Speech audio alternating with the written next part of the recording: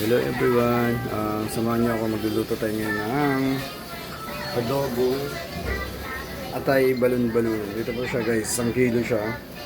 Then, yung mga ricado natin, may sibuyas, bawang, tsaka luya, tsaka siling green.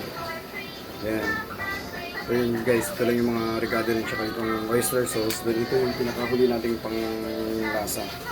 Ito na ho yun, yung Sprite.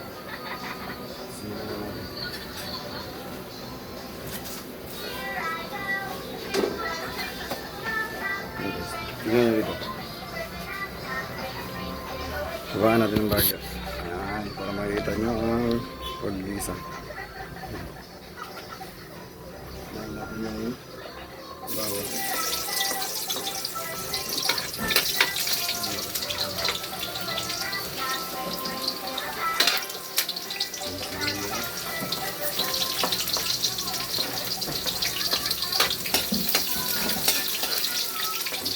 Luya.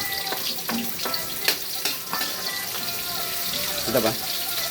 Hindi tayo marunong dyan dito. Pero try lang natin ba? Yung masarap na.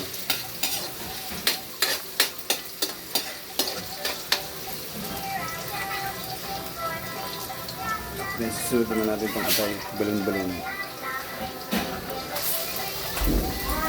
Kailangan lang kasi natin bilisan kasi limited lang yung video time natin. 3 minutes lang.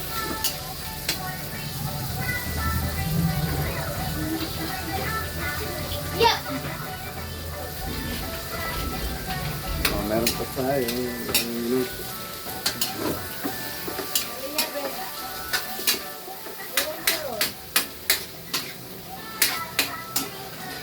Mari? Kukuluan lang natin yung bagay guys. Then ipapakita namin sa inyo kung ano yung finished product nito. Thank you so much.